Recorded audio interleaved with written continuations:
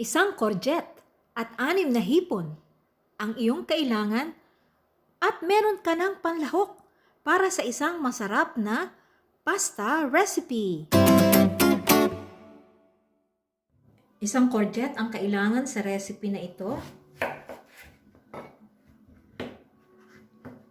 Ganito ang hiwa na maninipis.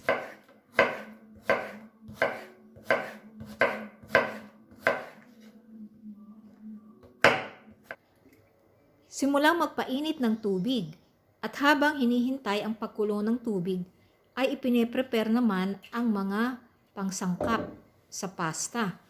Sa isang kawali ay maglagay ng kaunting extra virgin olive oil at pagkatapos ay ilagay dito ang mga hiniwang courgette. Tadta rin ng katamtamang pino ang parsley or kinchay. 2 cloves of garlic ang kailangan sa recipe na ito. Tadta rin sila ng pinong-pino.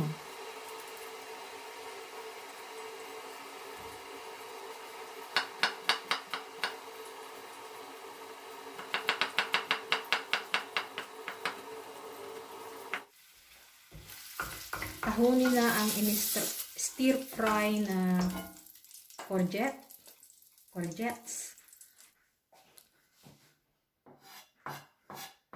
So, ganito ang gawin para hindi malasahan ang garlic.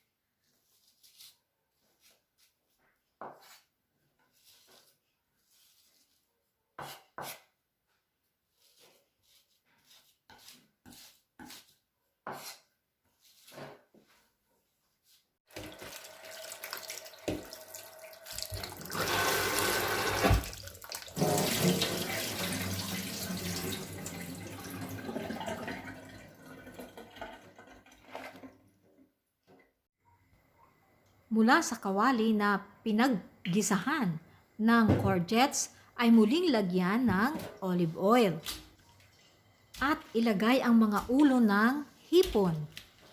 I-stir fry ang mga ito.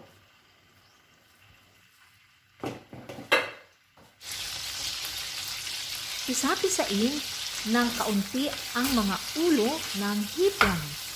Ang mga ito ang magpapalasa sa salsa.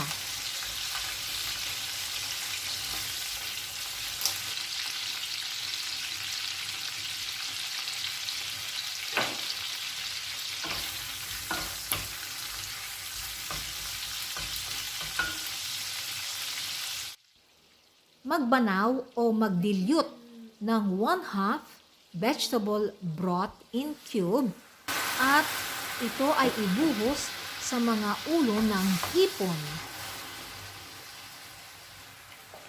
Sunod na isama ang mga kalahating bahagi ng katawan ng mga hipon na wala ng balat.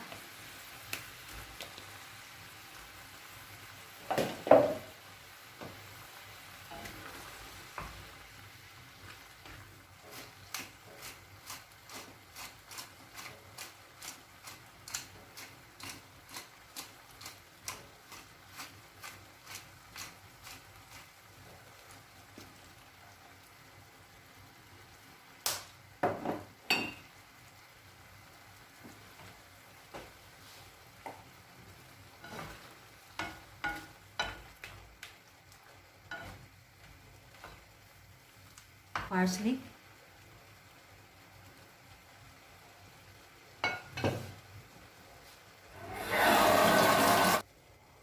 Magdagdag ng asin kung ang lasa ay matabang.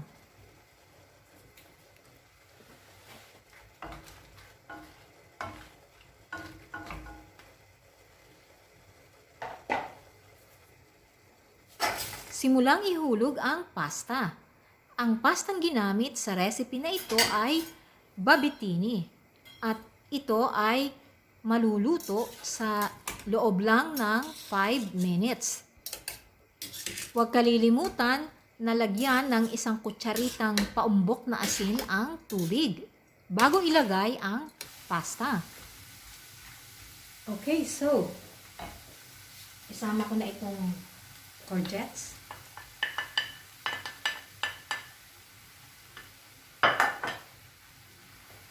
Paghaluin.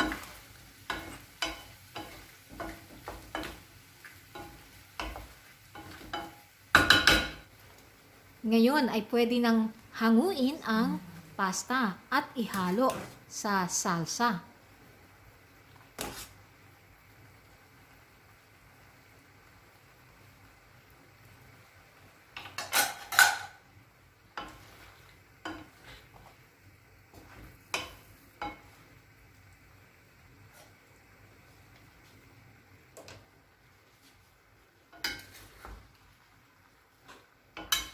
Habang hinahalo ang pasta, ay siguraduhin na naka-on ang apoy upang ma-absorb ng pasta ang salsa.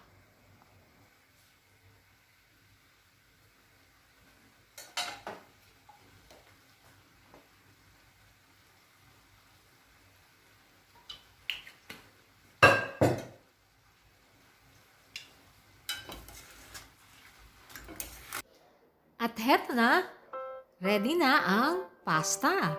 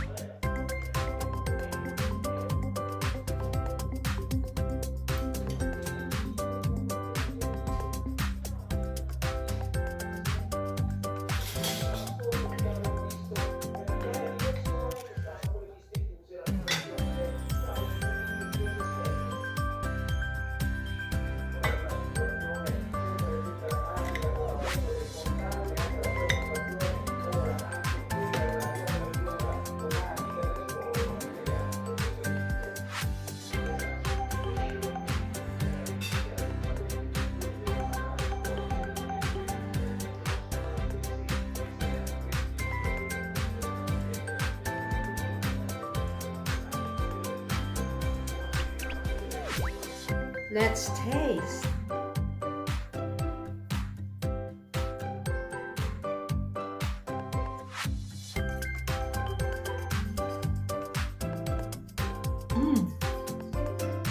Tastes good.